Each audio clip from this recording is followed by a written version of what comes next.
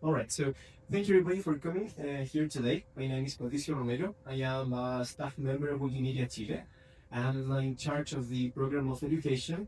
And today we're going to explore a few alternatives in this case. I mean, what happens if our students say no when we're teaching, and using Wikipedia or any other platforms of Wikimedia?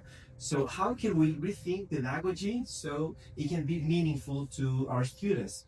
And I would like to begin with a question, this one. So even though today we are more connected, students, seem to be less interested in school. Why is that? And even though I'm telling you and I'm giving you this talk, I really hope that you can leave this room with more questions than answers because, um, curiosity is a really powerful engine. So a few years ago, I would say a couple of few years ago when I was studying pedagogy and my hair was longer and less white than it's today, I had a lot of teachers that said, calm down, you're going to be fine in class, All the students want to learn. They want to be in your class and they will have a lot of questions. They will be always participating and they will feel always motivated in your classes. And but what if my students have questions? I mean, what if they don't understand what I'm saying?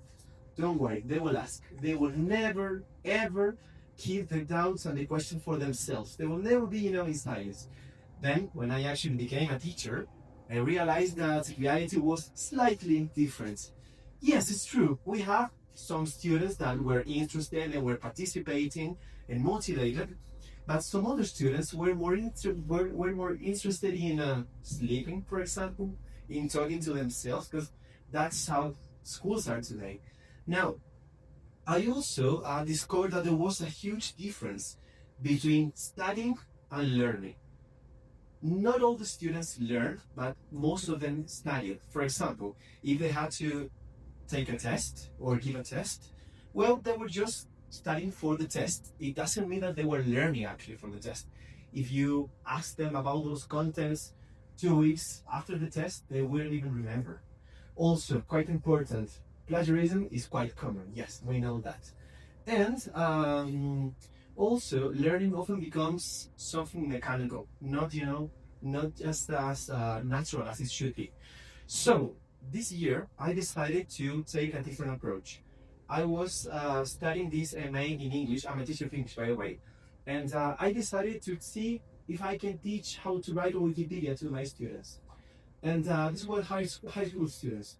So the idea was to see if they learn how to write on Wikipedia, how could that impact in their writing and reading performance in English. So we began talking about a lot of different things, biases, recognizing sources, relevant sources of information. We were talking about the free knowledge movements. We were having a lot of fun. I mean, at least I was having a lot of fun. I hope that they were really having fun too.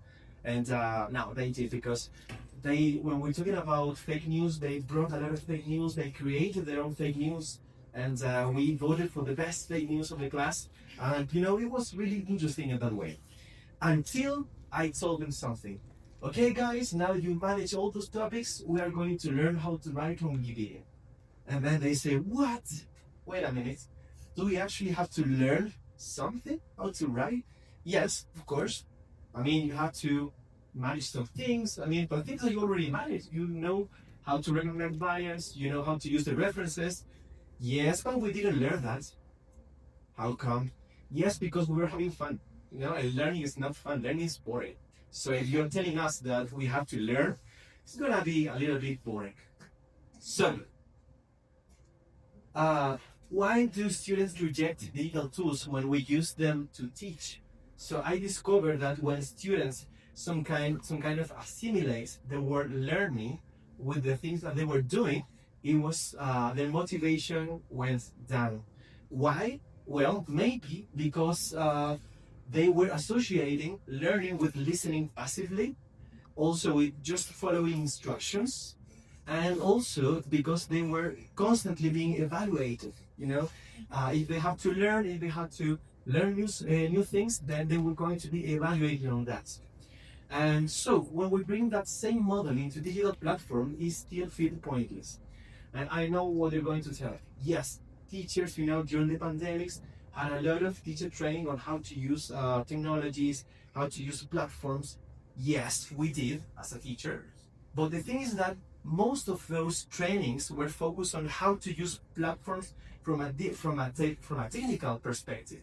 It doesn't mean that they will know how to use it actually to teach in class. That is a whole different thing.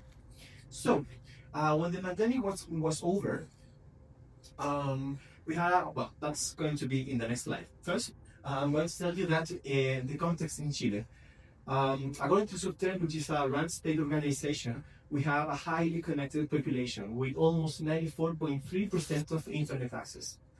Then students are constantly online, but it doesn't mean that they're actually learning. I mean, not formally learning, but they actually may be learning something. And also, what they often lack students is motivation and relevance. What maybe is thing that we are not having is issues on connection, but on pedagogy. Now, when the pandemic was over, I heard a lot of teachers saying, "Great, now let's go back to the good old times. We don't need technology anymore. Let's come back to the book and in our copybooks and pens, and then students can learn from videos." That's not gonna happen. Well, let me tell you, if your class can be replaced by a video, it will be replaced by a video, right? So the thing is that what is the extra value that we are adding to our classes with technology? There is the thing we need to keep in mind. Also, teachers said, I don't like to use Wikipedia or other models because they tend to copy and paste everything from the internet. Well, do you think that before the internet, students didn't copy? It's like, when I was a student, I remember sometimes I could go to my classmates' desk and compare some answers. So that is technically copying, cheating. And also they say, they know more technology than we do. I think that's not true. I mean, students can manage some things, but they are not like experts. Also, we had a lot of training about technology use. Yes, we did. But the thing is that those training were mainly focused on traditional methodologies, like, for example, expository lessons. And if you want to transfer an expository lesson like a physical class from into a digital platform, it's not going to work. So we have this diagram here. We have technology on one side, and then we have education on the other one. And somehow, knowing how to use technology, and then the master of me as teacher, mastering my subject, we thought that if we could manage those two things, somehow in the middle, they were going to join magically. But it wasn't happening. So what is the thing that we were missing? I mean, we know how to use technologies, like from a technical perspective. We know our subjects, but learning was not happening here. So what is the thing that we're actually missing? So what I think is missing is a change of paradigm. So for example, from instruction to challenge our students, we need to challenge them a lot so it can be actually meaningful. Also, from just content delivery, we need to use more contextual exploration. Context is absolutely important in classes. And from individual work to collaboration. And as you see, all those things can be actually quite explored using Wikipedia, Wikimedia Commons, and some of the other projects. Now, this is also important. Digital tools are very useful, only if they are used with purpose and a suitable methodology. And that's the word or the concept that we were missing in this slide. So if we use education and we mediate education through a relevant methodology, we can use actually technology. Remember that technology is never going to be the goal of our classes. Technology is just something extra, right? Now, we all know probably all of this. Wikipedia is not just a website to read, it's a platform to edit, collaborate, evaluate, and reflect. When students edit Wikipedia, they're actually developing critical thinking, learning how to verify sources, and also practice neutral structured writing, work together on knowledge creation. Yes, we know that, but teachers do know that. I mean, teachers do not know that. Students don't know that. So what we need to do is to use Wikipedia under the surface. Like, not just, for example, we can't say the teachers, all right, the objective of this class is going to be that your students are going to write an article. I don't think that's an objective, that's an activity, right? So, for example, let's imagine that you're working with heritage. And our main objective would be, for example, identify key changes our district has had in the last 20 years, for example. And also, we need to pay attention to the skill that we're going to foster or develop. Critical thinking in this case. All right, and also I want to foster collaboration. Perfect. Now, the key word I told you a few moments ago, which is the methodology that we're going to use. In this case, project-based learning is perfect. Because, for example, if you want to identify the key changes our district has had in the last 20 years, you can tell the students that they can interview their parents, their grandparents, about how was our neighborhood 20 years ago. They can go to the library, find sources, find pictures about how was this place 20 years ago, and they can compare them to how it is now. And then at the end, just at the end, we can choose a digital platform. Because if, for example, if the project that I'm thinking about can be actually developed by a pen and a piece of paper, why then am I using digital platforms? What is the extra value that I'm going to give them, right? So what I think that would be interesting suggested path would be like, first we need to pay attention to our class objective, then the skills that we're going to develop, after that the contents, and then the methodology. Once we have all those things clear, we can actually select our own digital platform in the best interest of meaningful learning and this extra value that I was telling you. So to finish this presentation, I was going to tell you these two things. A few years ago, Wikimedia Chile developed these two interesting workbooks. The first one is how to teach with Wikipedia. You can just scan the code and take it to your phones. And the other one is how to teach heritage through Wikitools. You can also scan the code and get it. Now, this year we're running a pilot.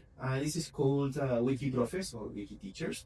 The idea is that teachers can understand or they can learn how to use digital platforms from the Wikimedia movement, but through relevant methodologies. So the idea is actually they can understand that in this way maybe we can find and we can achieve a meaningful learning into our students' ideas. So thank you for coming here today, and if you have any questions, please. Yes, Buga.